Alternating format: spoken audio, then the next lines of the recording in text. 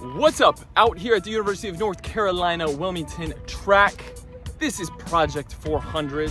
The challenge is to run a 400-meter distance. That's one lap around the track in under a minute. I've done this before in the past, but with age, I want to see if I can continue to progress and just see where I'm at overall. My real goal is 55 seconds. So in this video, I'm going to share where I tested at, my progress, everything that I'm doing to train that has been helpful, why I'm doing it, how I'm doing it. And overall, I hope that this inspires and helps you if you have a goal like this or something similar. So my first test run coming out here felt good for that first 200, 300 meters. And then you just run into a wall. Your legs are heavy, you're breathing heavy. And as much as you feel like you're moving fast, it's like you're running with concrete blocks. So my first test run coming out here was a humbling minute and 7 seconds to get around. I have never been per se a runner. I've never been faster than average. All right, so here's some fun facts I found interesting. So when I came out and tested and hit that minute and 67 seconds, that's averaging 13.98 miles per hour. Now the goal was to get under a minute. The true goal is 55 seconds. At 1 minute, it's 15 miles per hour average pace. Now, you're not going the same pace the whole time, but if you average that out around the track. Now to achieve that goal of 55 seconds, you would be running 16.36 miles per hour average. Now to give you context, the world record at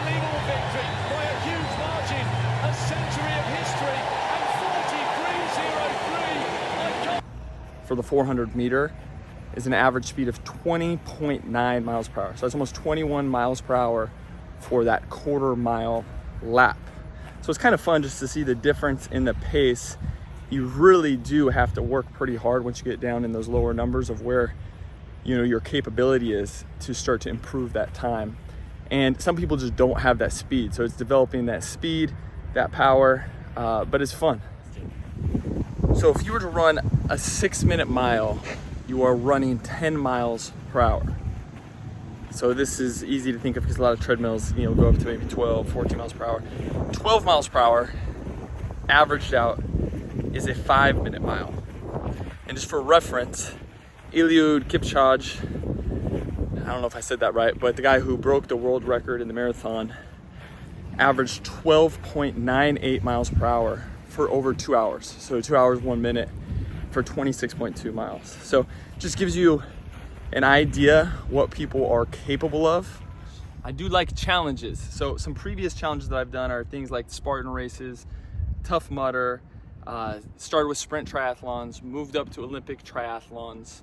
I like to see if I can still dunk every year, just to be able to push myself again, stretching that baseline and using the body for what it's capable for, just pushing the limits and just up for these new challenges that allow me to have something to train for rather than just working out. A byproduct of these challenges is gonna push your limits. You're gonna get all of the positive health benefits, the new mitochondria, increasing the VO2 max, everything that comes along with sprinting and pushing your limits. Now, when it comes to chasing after this goal, it's not just about practicing running around the track at 400 meters. You need to develop that speed. The 400 is perfect. It's only about a minute range. It's something that you can easily suffer for 1 minute. It is one of the more challenging track and field events, but it's something that will help build resilience. Some other extras, just the whole idea of getting faster is fun. By getting faster, getting stronger, a byproduct is you're gonna improve your body composition. You'll be able to improve your VO2 max. And sprinting is a way to get lean and burn fat at a very efficient level. But this isn't just about going out and working really hard. It's about being smart and methodical about how you train, push yourself, and recover in an efficient time as well so that you can adapt properly. So after that initial test run, I knew that I had some things I needed to improve. Got to improve the technique so that I'm running better and not carrying that extra drag that's holding me back. I need to build my overall speed because even though I've been out and I'll do some sprints on the grass or the track periodically or run some stadium steps, I need to build consistent speed and then speed endurance. Because it's one thing to be able to run fast for 100 meters or 200 meters, but the 400 meters, you're gonna run out of gas. Everybody does, so it's learning to have a strategy there. I also need to just get some more miles under my feet. You know, most days I'll get up and take my dog jogging at like a zone 2 pace, but that's like a mile and a half. So I've picked a goal of trying to get 15 miles per week, split up through different periods just to get that endurance built, and playing around more with pushing myself and more of that zone 2 pace to allow myself to adapt. So I've picked a ton of different workouts. I'm trying to get out to the track at a minimum 3 times per week. Sometimes it's just on the street, you know, by my house doing some different runs, but I'm trying to get speed work in. So that's doing different runs, you know, at 150, 250, 300s. It's doing some 400s where the 300s at like at 75, 80% pace, and then I finish all out. Just getting yourself to be able to tolerate that lactate buildup that you're gonna get from when you're running all out. You have to have a plan for that lactate buildup. And so that's where you have to get used to be able to push yourself at those high rates of failure in the 100s, the 200s, the 300s. Another big strategy is getting a lot out of running 500s and 600s repeats with enough, you know, rest in between.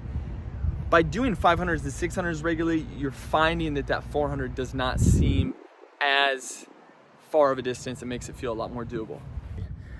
Today we did 4 100s, 80 to 90% pace, working up.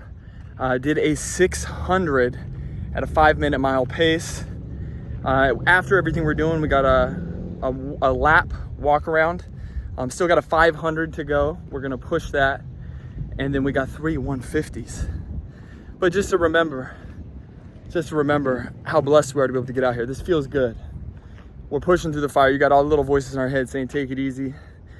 But we got a game plan. We're out here to follow, to get stronger. And you know, why not? It's exciting. Another one. Endurance day today after sprints. Calves were feeling pretty beat up.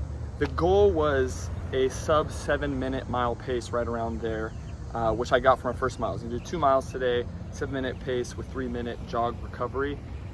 And the goal is to keep the heart rate lower. I wanted to keep the heart rate in the 120s, 130s, which was really hard to do. So I hit that 6:56 mile without overdoing it, and then tried to do it again on the 2nd mile, and it was just a struggle. So it ended up being closer to that 8-minute pace. But I can feel it paying off, getting the endurance, taking all those multiple laps is making that 400 just one time around feel a whole lot easier. So another factor here is keeping the form posture good as I'm getting tired and fatigued. So as you're running, you're starting to break down, your posture's getting down. So staying upright, keeping the arm movement good, and just being conscious of that, especially with the breathing, is helping build more resilience and endurance. I can see that pay off, and it's gonna help a lot as we hit that wall with the 400. Today's tempo runs, we got 600 repeats at a 6-minute pace, then a 5:30 pace per mile, and then we have 800s. We're gonna go for 4 of them at a 6-minute pace as well. We'll see. One down.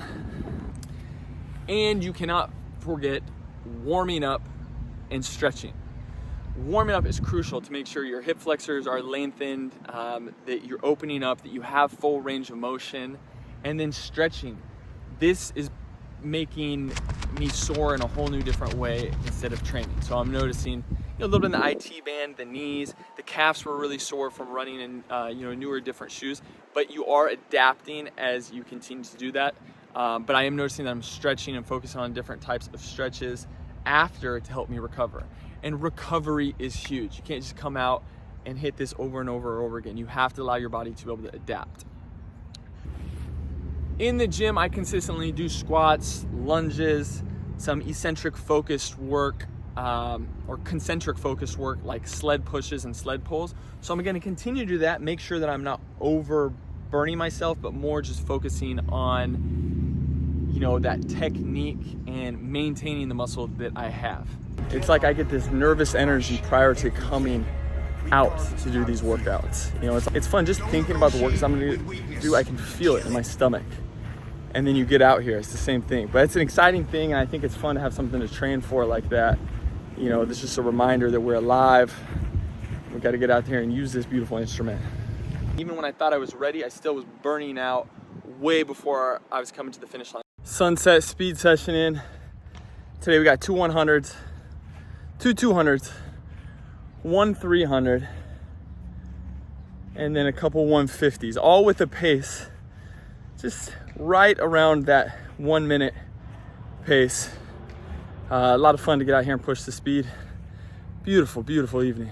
Beautiful time to get outside. Days like this give you good confidence, as both my 200s I ran around that 28-second pace, and I wasn't even 90%, about 90%. So it makes me feel like I have a lot more in the tank to be able to push it when I go 100 for that 400. Maybe about the 20th time or so out here. Still hurts. Still love it. 300 repeats today. Don't feel quite as bad as the 400. Still pushing about 90, 95%. Oh baby, we're alive. But observations from coming out here and practicing are, I just feel leaner overall. It's allowed me to take a break from the basic types of hybrid training or lifting and focus more on the running, which has been fun. I can do that at home just by leaving my house and going and running around. It just gives me a whole new stimulus to focus on and new different types of training. All right, test 3 today. We're going 100%. Gonna let it rip. Gonna warm up first. We want to be able to mimic that speed we're gonna do. So I'm gonna do 3 100s, building up to a faster speed, get my body acclimated after a warm up, and then we're gonna see what we got.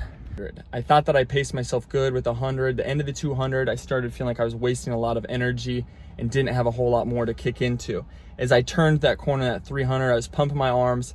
That last 100 just was a battle. I felt like I was moving like 5 miles per hour. My arms were flailing all over the place. After watching the video, I just saw that I was wasting a lot of energy. So still some work to be done. Third and latest attempt here, going all out on the 400. Didn't go quite as planned. Finished with a time of 58.2 seconds, broke that 59. So there's some improvement there. So that is a win. But to recap, when I came out here without much running at all, I ran a 107. Again, bad technique, didn't pace myself well. Fixed some things, about 5 weeks later, finally hit that big goal that I was going trying to break that 60 seconds. So I got under 60 seconds, 59.7, which was a huge win. And then I kept doing the training that I was doing, started being more strategic. A few weeks later, got low 59, but it just was so much work. So, it took me 8 weeks to not even get 8 seconds off that original 107. And it feels like, it can go weeks with barely moving at all. So I'm working on improving the technique, everything that I'm doing, continuing to work at this progress. The work is not done. I'm still going to continue to chase after that 55, but we had a big win getting this accomplishment. I know that I need to work on endurance. That's one thing to prevent me from running out of gas. I feel like the basic speed is there, but we're still having fun with this. Let's keep going. So back to the drawing board, we got to make sure we're sticking to the plan. Many coaches say with the 400, there's 4 parts to it.